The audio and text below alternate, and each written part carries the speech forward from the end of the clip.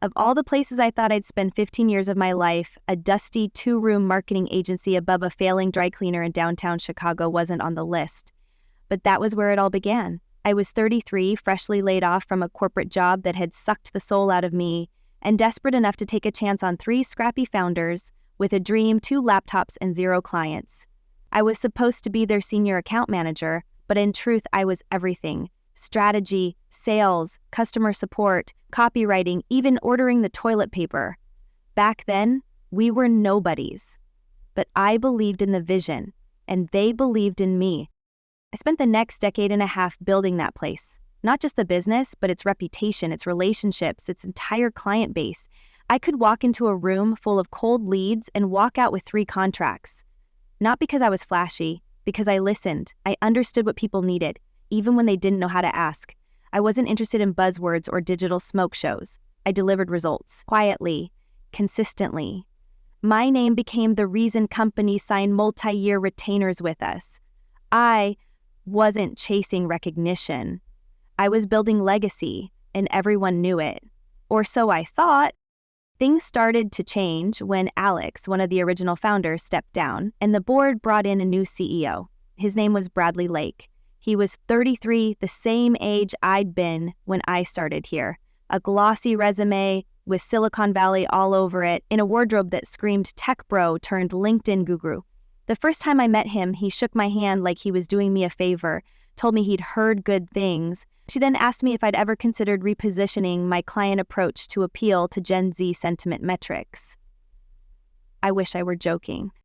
Bradley didn't care about relationships, he cared about optics.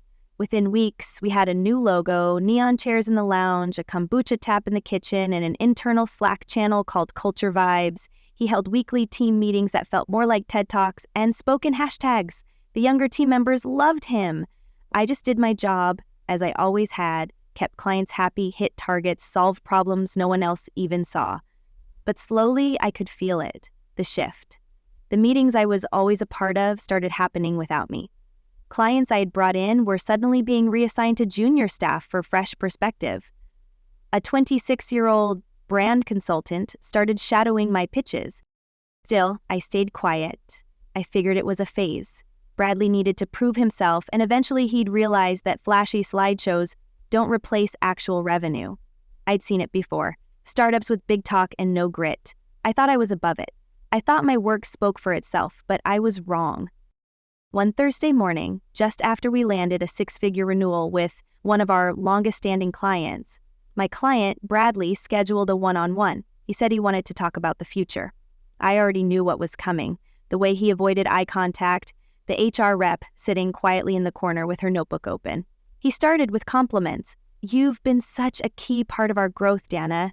Then the pivot. "But as we evolve as a brand, we need to align our team with the image we're presenting." I asked him to clarify. He said it plainly. "You've become a little outdated for where we're headed." It was like a punch I saw coming in slow motion but still couldn't dodge. 15 years of loyalty, strategy, weekends spent saving accounts, midnight flights to client crises, and I was outdated, not unqualified, not underperforming, just not shiny enough anymore. I don't know what I expected. Maybe an apology, maybe a fight, maybe even gratitude. What I got was a carefully worded exit package, a reminder not to speak about internal matters, and a branded coffee mug in a box.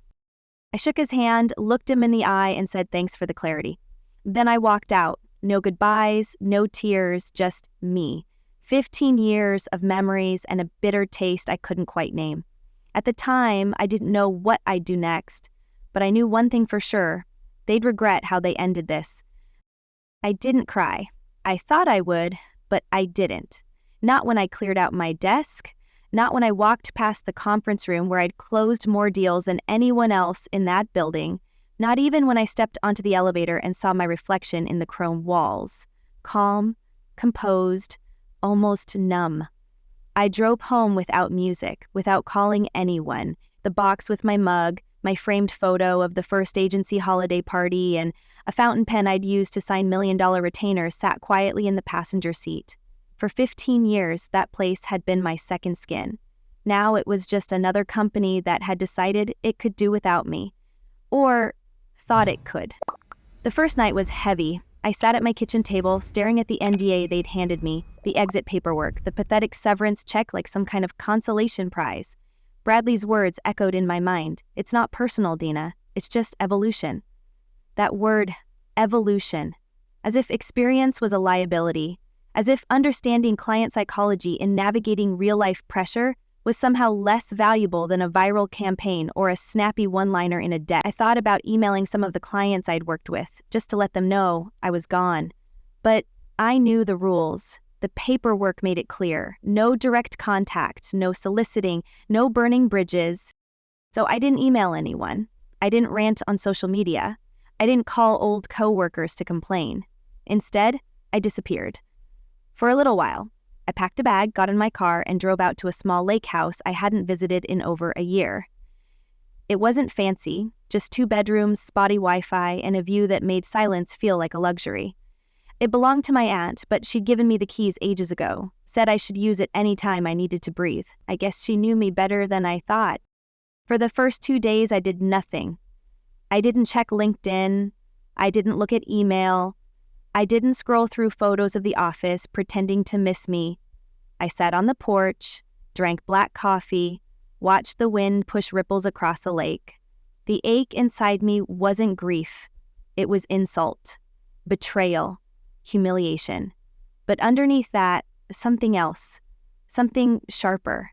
The more I thought about it, the more I realized how predictable it all had been. The subtle sidelining, the condescending language, the unspoken shift from Dana is essential to Dana is an obstacle. They hadn't just fired me, they had underestimated me. I started journaling, just notes at first, names, projects, numbers, the clients I'd brought in, the ones who'd signed because they trusted me, not the logo on the business card. I tallied them. 9 of our top 15 clients had originally come through me. 5 of them had asked to specifically work with me in their renewal terms. 2 had even reached out in the last quarter asking for additional consulting. Requests that had mysteriously been rerouted or declined without explanation. Suddenly it all made sense.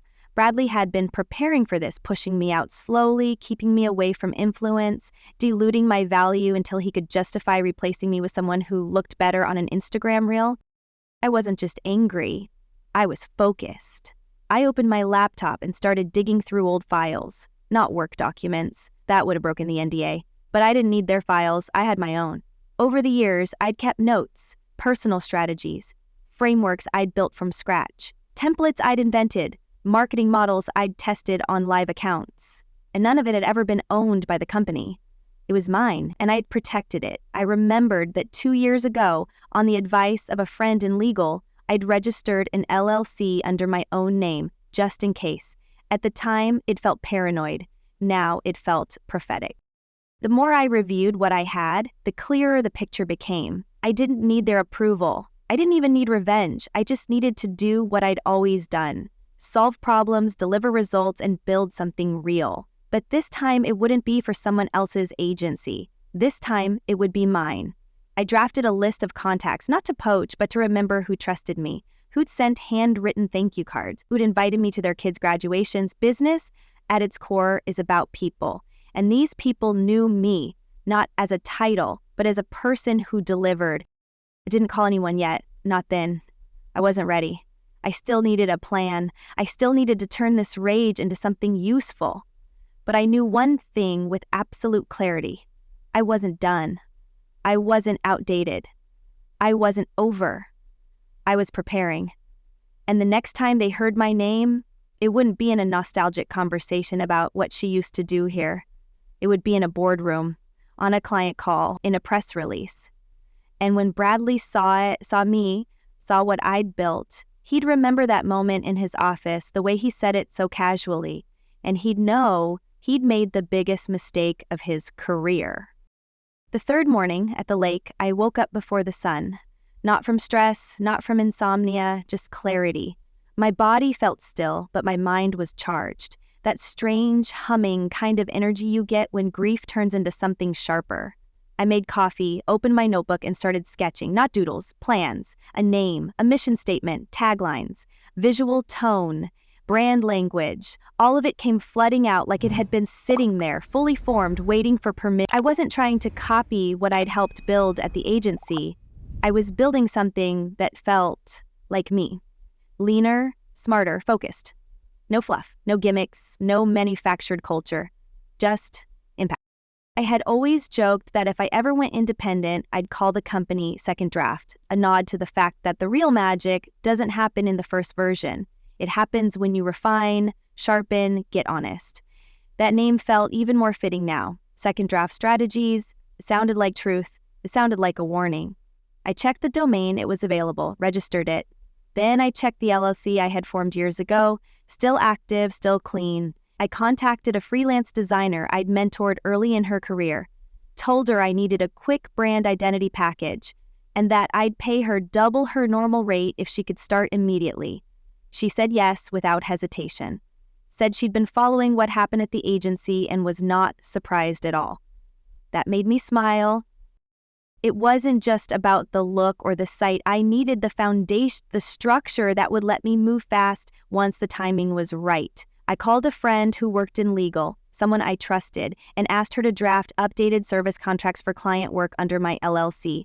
I wanted everything airtight, no ambiguity, no gaps, clean, professional, scalable. She asked me if I had someone in mind already. I told her I wasn't fishing, not yet, but I needed to be ready when the current turned, because I knew it would. The first real moment of confirmation came later that week. I got a text from a number I didn't recognize at first. It was a senior executive from a healthcare company I'd worked with for nearly a decade. We'd launched 3 national campaigns together. I had met his family. I'd sat next to him when his wife had her 3rd child. The text was short. Heard about what happened. Let me know where you land. We'd follow. No hard sell, no pitch, just quiet loyalty. I stared at it for a long time. Not because I was surprised, but because it made everything real. These weren't just numbers on a spreadsheet. These were relationships. And that agency, it had never owned them. I did. I didn't respond right away. I needed to play this carefully. I wasn't going to be the angry ex-employee burning bridges. I was going to be the ghost in the room, the name whispered in back channels, the solution no one could replicate. I made a list. 15 clients I had personally nurtured. Of those, 10 still had decision-making power. 7 had explicitly stated over the years that they worked with the agency because of me. 4 of them had offered me jobs at various times. I didn't need them all. I just needed 2, the right 2. A few days later, I was back in Chicago. I didn't go near the office. Instead, I worked quietly from my home, moving between calls, legal documents, brand drafts, and budget projections. I took a deep breath and reached out to one of the clients I trusted most, a legacy logistics firm I had pulled back from the brink during the pandemic with a rebrand that saved them millions. I told him I wasn't at the agency anymore, and I didn't offer anything. I didn't sell. I just let him know that I was working independently now and that I hoped our paths might cross again. His response came in 5 minutes. Come in Tuesday, I want to talk options. By that Friday, I had my first verbal commitment, not just for a one-off project, but a year-long retainer. He wanted exclusivity. He wanted my brain in his corner. He didn't care about neon lounges or Gen Z metrics. He cared that I understood his market better than his own team did. I brought in my lawyer to review the contract. I brought in my designer to finalize brand visuals. I brought in myself fully for the first time in years. No company name to hide behind, just my work, my face, my decisions. Word started to spread. I didn't make a big announcement. I didn't post a dramatic LinkedIn update. I just quietly updated my title, changed my bio, and started taking calls. One by one, the emails started coming. Past collaborators, former colleagues, even a few junior staffers still at the agency who said they were keeping an eye on what I was doing. No one mentioned Bradley. No one had to. His silence was louder than any headline. The agency was still running, still tweeting, still throwing money at trendy campaigns that got likes but no leads. Meanwhile, I had invoices going out. I had money coming in. I had purpose. I knew better than to get cocky. I wasn't trying to destroy anyone. I wasn't trying to steal or sabotage. I was just doing what they assumed I couldn't. Rebuilding, repositioning, becoming more dangerous because they underestimated me. And in that quiet, focused energy, something inside me shifted. I wasn't looking backward anymore. I wasn't waiting for validation. I was moving. Fast, clean, unapologetically. And if they thought I was outdated, they were about to learn what happens when you mistake experience for irrelevance. By the time October rolled around, Second Draft Strategies was no longer just an idea or a logo on a pitch deck. It was a functioning machine. The website was up, clean and understated, just like I wanted it. My philosophy was front and center, no gimmicks, no fluff, just sharp strategy from people who'd done the work. My first client, the logistics firm, had already renewed for a second phase, and a second client, a mid-size financial software company, had signed a 6-month consulting contract within 3 weeks of launch. I wasn't just rebuilding, I was accelerating, quietly, strategically, like I always had, but this time no one was standing in my way. One of the first real victories came in the form of a phone call from Celia Tran, our old agency's best data analyst and one of the sharpest minds I've ever worked with. We hadn't spoken since I left. She called me from a private number, speaking low, like she was hiding in a janitor's closet. She said she was sick of the chaos, that she missed doing actual work instead of spending half her time updating mood boards and pretending to care about engagement bursts. She didn't ask for a job, she just said, if you're building something, I want in. I didn't even hesitate. I told her she could start Monday. By the end of the week, I also had Matt Rios, a creative director who'd been there nearly as long as I had, sending me his portfolio and asking if I needed freelance help. They weren't leaving because of me. They were leaving because the agency they knew was gone. I didn't reach out to clients. I didn't have to. The whispers did the work. A small luxury skincare brand I'd worked with years ago contacted me out of nowhere. They said they'd noticed a change in the agency's deliverables. Sloppy timelines, generic content, junior staff bumbling basic things. They asked if I could take a look at their holiday campaign. I agreed. 1 week later, they pulled their entire account and signed with me. They didn't even ask for a discount, said it was a relief to work with someone who didn't speak in buzzwords. Bradley had no idea what was happening, or if he did, he was too arrogant to admit it. The agency's LinkedIn page was still posting staged photos of office parties and team synergy moments. They were still hosting webinars about next-gen storytelling. But behind the curtain, things were cracking. I knew because people were talking. Internally, quietly, I started getting screenshots from inside Slack channels, snippets of frustrated messages, comments like, "Has anyone heard from client X? They're ghosting again," or "We're going into another queue without Dana's accounts locked." At first, I only skimmed them, but one stood out. It was from Bradley himself, addressed to senior staff. "We need to stop the bleeding. Someone find out who Whitmore's talking to." I read that message 5 times. It didn't scare me. It confirmed everything. I wasn't being paranoid. I wasn't overreacting. He was watching. And he was nervous. I didn't respond. I didn't retaliate. I simply doubled down. I hired a small legal team to ensure I stayed within every boundary of the non-solicit clause, clean as a whistle. I invested in automation tools, tightened up my onboarding process, built a lean team with actual skill, not performative energy. I refined my pitch materials. I cut unnecessary costs. I even found a tiny co-working space in West Loop.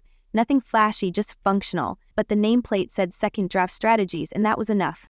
Then came the moment I knew would eventually arrive. One of the agency's legacy clients, a national nonprofit with a $2 million, 0 cents annual marketing budget, reached out. They didn't even try to disguise it. Their head of partnerships emailed me directly, said they were evaluating alternative strategy providers and wanted to explore possibilities. We scheduled a meeting. It was formal, respectful, almost clinical, but I knew what it was. They were offering me their account without saying the words. And I also knew it would be the breaking point if they left. That client was Bradley's crown jewel. He'd used that name to get his job in the first place. I took the meeting, laid out a detailed audit of their last 3 quarters of campaign performance, pointed out inefficiencies, misaligned messaging, ad spend leakage. I didn't trash the agency.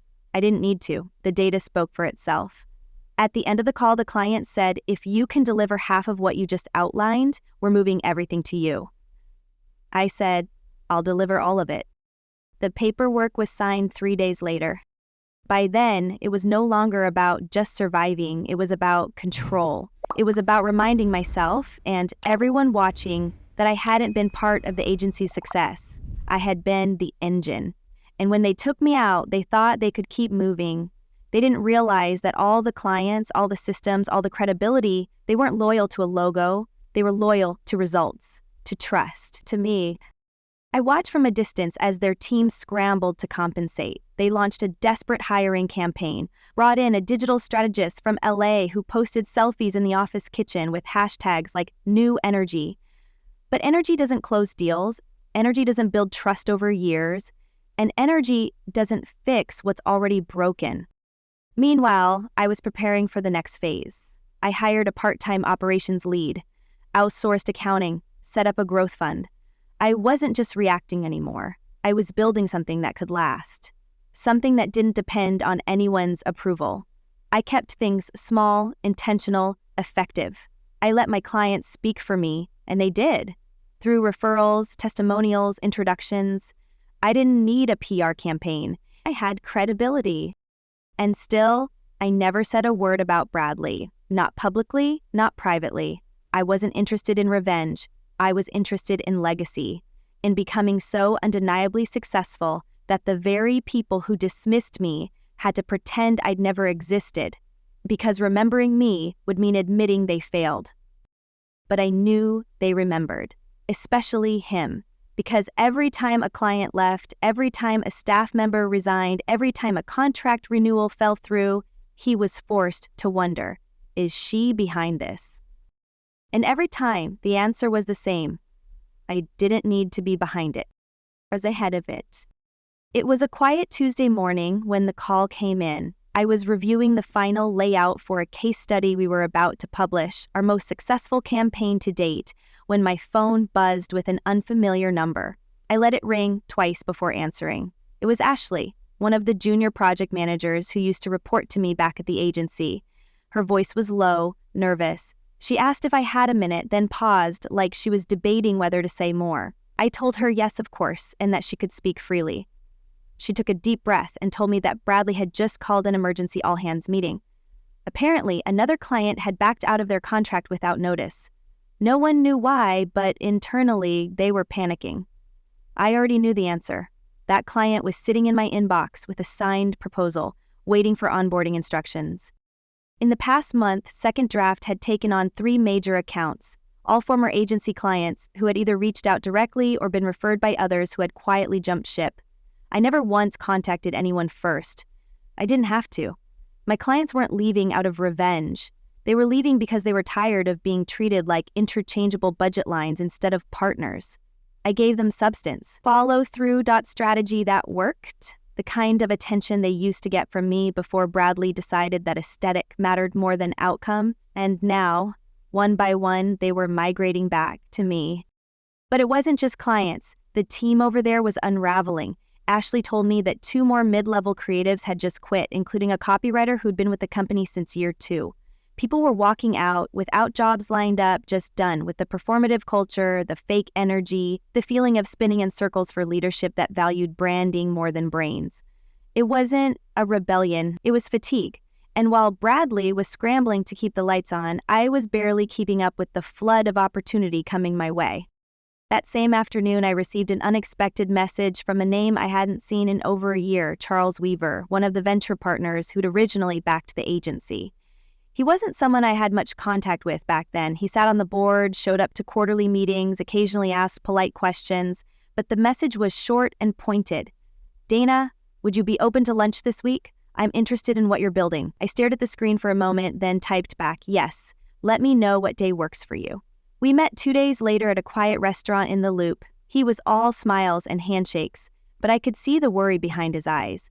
He asked how things had been, what I was working on. I kept it vague but confident.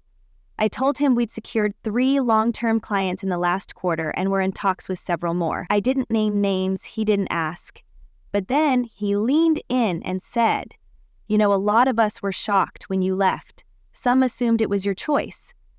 I didn't respond. He continued, "Bradley has vision, no doubt, but execution is lacking.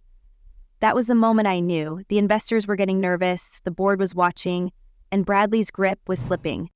I left that lunch with a clear sense of power, not the kind you flaunt, but the kind you earn by simply doing better, quietly and consistently.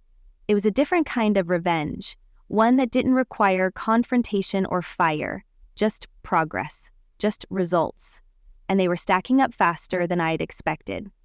With more clients coming in, I made the decision to formalize the structure of Second Draft. I hired Celia full-time, promoted Matt to creative director, and brought on a finance lead to manage the growing complexity of our retainers. We moved into a larger space, still modest, still minimalist, but with enough room for the team to collaborate. It wasn't about appearances, it was about capability. And then came the email that changed everything. It was from one of the agency's original Fortune 500 clients. The kind of name you put in bold on your website. They said they were planning a strategic review of all vendor relationships and wanted to know if I'd be open to submitting a proposal. I knew what that meant. It meant they weren't satisfied. It meant someone inside had whispered my name. It meant the agency was about to lose its biggest fish. This was delicate, high stakes. I looped in my legal team to make sure every line was clean, every clause bulletproof. I didn't want anyone accusing me of poaching. I wanted this to be airtight. I built a full proposal from scratch, tailored to their pain points, referencing only public knowledge and industry trends.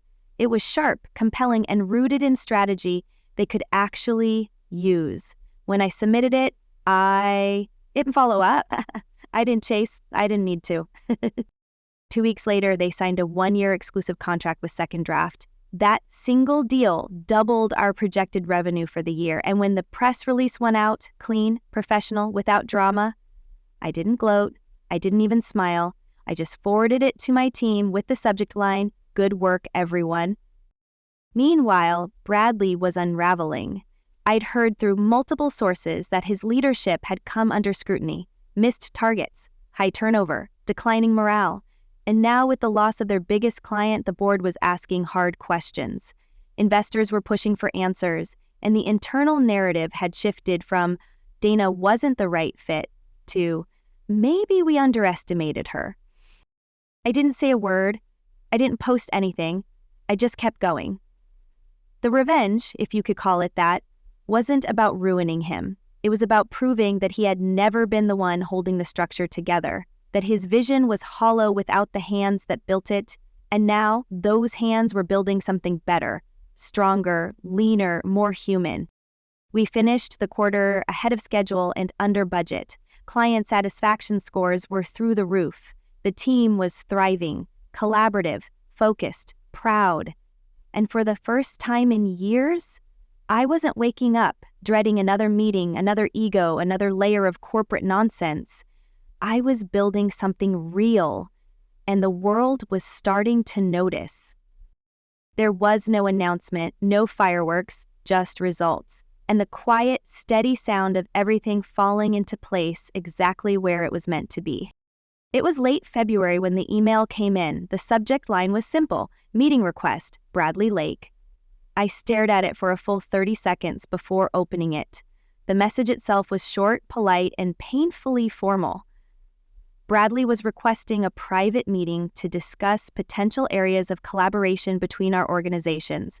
No details, no specifics, just an open-ended olive branch sent through his assistant. I sat back in my chair, letting the words sink in. It wasn't surprising, not really. The signs had been stacking up for months. The whispers, the client losses, the LinkedIn shifts in job titles. But seeing it written out like that, seeing him reach out to me, the woman he had labeled outdated, made everything slow down for a moment. I closed the email without responding, not because I was unsure, but because I wanted to think carefully. This wasn't about ego, this was a turning point. I eventually replied, suggesting a neutral location, a quiet coffee shop near Union Station. One with frosted windows and enough ambient noise to make the conversation feel private, the kind of place where big decisions happen without making a scene. He agreed.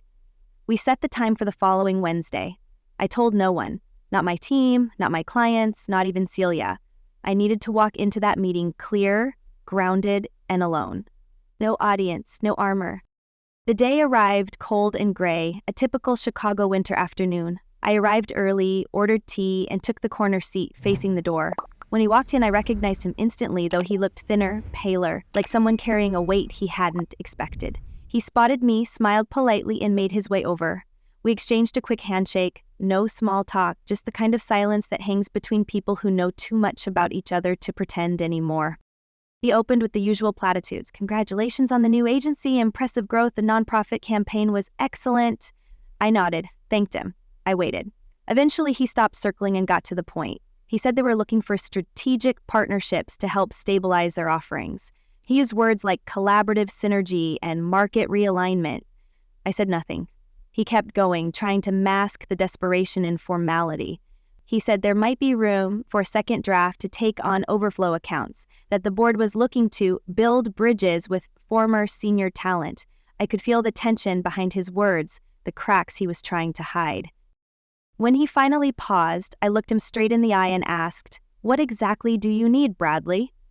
He didn't answer right away, just took a sip of coffee and exhaled slowly. Then he said it. "We need help. We lost 5 major clients in the last quarter, and morale is crumbling. The board is concerned. They asked me to reach out to you." It wasn't a plea, not exactly, but it was the closest thing I'd ever heard to an admission from him. For a man who once fired me without blinking, this was as raw as it was going to get. I didn't gloat.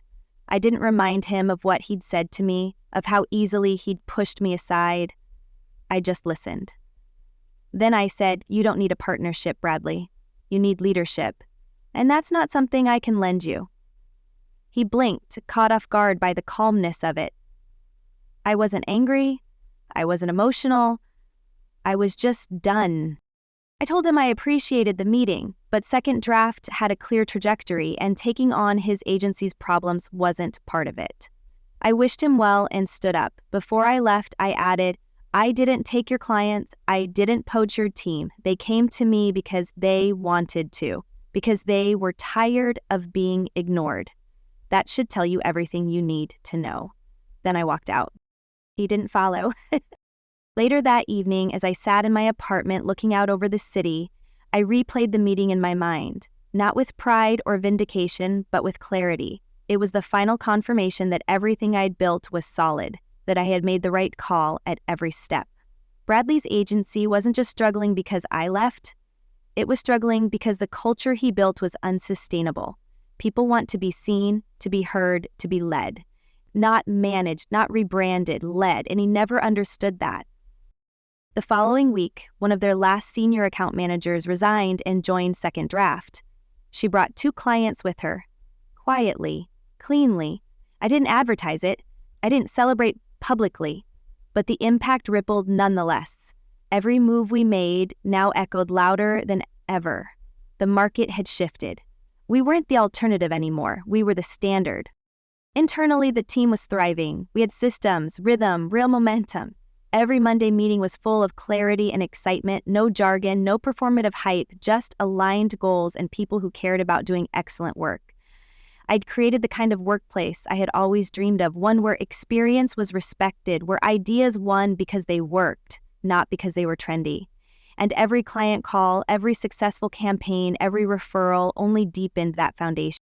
Bradley faded from relevance faster than I expected. A few months later, I heard through a contact that he'd quietly stepped down, citing personal reasons. The board had replaced him with someone more measured, someone from operations. They were trying to salvage what was left. I didn't feel joy when I heard it, just closure. What I had now wasn't just a business. It was proof. Proof that doing things with integrity, with patience, with real intention still mattered.